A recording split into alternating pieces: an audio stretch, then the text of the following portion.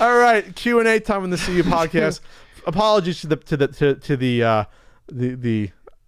patrons of the CU podcast. I can't say that because they're Ian-tron as well. They're Ian-trons. The Patrians. Patrians. They're Ian-trons. They're Ian-trons. They're Ian-trons. I thought I put out the Patreon poll yesterday. I did not, so we'll do it next week for you there. We have a Q&A though. We do. And it ties back into our Xbox Series X topic. This is from at Om2K. Wait, who asks? We're lost. We are fucking Pat lost. It's right there. Is above. it? Yeah, it's right there. Oh, it's on a different page. Whoa. I felt like we were out to sea without Ian, an oar. This is the best Ian performance on the podcast in at least 3.5 years. Christian asks, with the PS5 reported to have backwards capability all the way back to PS1, will this cause an increased demand in the previous generation titles? Yes, it will. Looking at previous things that have happened in the video game sphere. Yeah. We had a super off-road moment right there. In the video game place. Whenever, for instance, whenever Microsoft would, rewind. Backwards compatibility is good.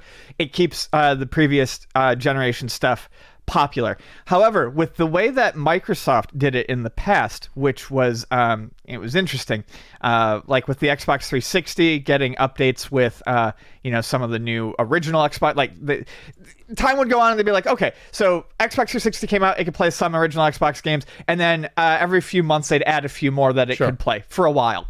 And when they did that, and they did the same thing with the Xbox One, with the Xbox 360 games, and every time that those new games would drop, the backwards compatibility would come out for it. Those games would definitely get popular again. People would come in the store looking we for would just see a those run games. on those games. Call of Duty Modern Warfare 2 was a great example. Okay. Or was it Modern Warfare 2 or Modern Warfare 1? Either way, one of those, as soon as it became backwards compatible, the COD for like games. 2 months, we didn't have any copies for the 360. Because then people will probably think, oh, I haven't played this in like 5-6 years. I can play it online again. Right. And have fun. With the original Xbox stuff that happened with Star Wars Knights of the Old Republic, and a couple other titles, probably Halo, where they kind of get, by the way of them having to release this compatibility in bursts and updates, it kind of brings that game back into the public mind. Sure. Back into the public conscience.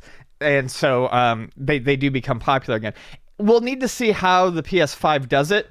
I think that we will see an increase in interest for old games, depending if it's like 100% backwards compatibility right off the bat. Yeah. I don't know that we'll necessarily see that sort of targeted enthusiasm like we did with the Xbox Because it won't be in One waves. and with the Xbox 360. So they said out the bat, we're going to come up with the PS5, and all PS1 games are compatible. All PS2 are. You think you get some people say, oh shit, this is cool. I haven't thought about this PS2 games in a while. I'll go out and buy them, or PS1 games, because this will be like your modern way of playing, a couple old generations of consoles that currently we don't have.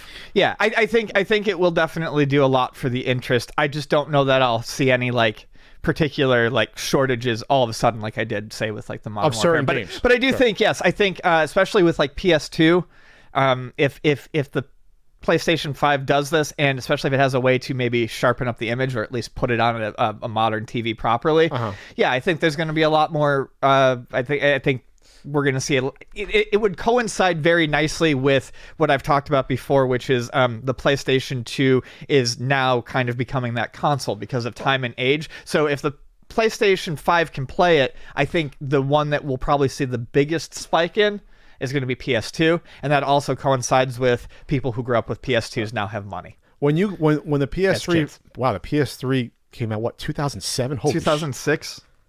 It was 7. Xbox 360 was first, and it was... Anyway, okay. It's been like 13 years. Yeah. Holy shit. So when you were working at the store then, and it was the first batch was, or first one or two batches were cross-compatible with PS2. Did you see an uptick in PS2 games, or no, because people still had their PS2s? No, I think it was because people still had their PS2s. And still were playing them on their and it was CRT. Normal at that time. Like from PlayStation 1 to PlayStation 2, PlayStation 2 could still do PlayStation 1. PlayStation 3, the original ones, they could do PS2. So I didn't see any uptick. I saw... Also, I don't think the games were old enough yet for that point to be forgotten and then be Sure, come interesting back. again. Sure. I think we're going to get a little bit of that with the PS3 as well. Because now, wow, PlayStation 2 came out what 2000, so now it's 20 years later for PS2. Yeah. Wow. Yeah, Microsoft has always been pretty good with the backwards compatibility, and that's something that Sony has always slept on. So I do think like as I've said, there's going to be interest. I think there will be an interesting surge of it because for the first time in a while, people will have something a modern system, a current system that they can play those older games on. Yes.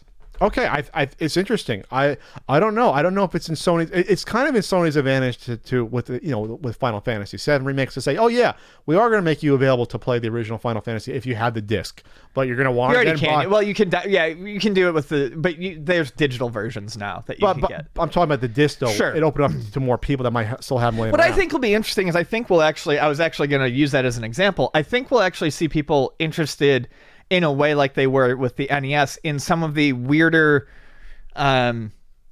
lesser known games because they can play those now, and they'll be able to play those, and those haven't had numerous ports. Whereas something like the Final Fantasies, you can play those on basically everything. So I don't think like I'll see like a huge surge in interest for original Final Fantasy copies on PlayStation, but I think you might get it for like games that there was no follow-ups to back then. Right. I mean, like when they stopped making SOCOM. SOCOM went through PS4. It did go through PS4. Yeah, okay. I think. I'm trying to think of something like that maybe isn't. Shit. SOCOM. When did the SOCOM series end? Here. I'm just trying to think of some franchise. Maybe there isn't a SOCOM on PS4. It might have been PS3. I'm trying to think of a franchise that might have existed back in the PS1 era and PS2 that died out. And people might want to go. Siphon Filter? Jetmoto. Is Siphon Filter still around? No. I don't so think that's maybe also trying to think of something like that. I don't think Siphon Filter's been around since PS2. Okay, that's a good example then. Something to be like, oh, this isn't around anymore. There's no new games, but now I can play it again. Yeah, or like I think like some of the other like Square stuff that hasn't gotten like a bunch of ports, like Vagrant Story. That'll be popular. Sure. I was trying to think of maybe some of the Brave RPGs. Fencer Musashi. Like stuff other than the stuff that's been re-released a billion times. Sure. Let me see the last Siphon Filter game was 2007. So it's definitely been a bit. Okay. Not a while. Been a bit. Oh, we'll see what happens with the backwards compatibility.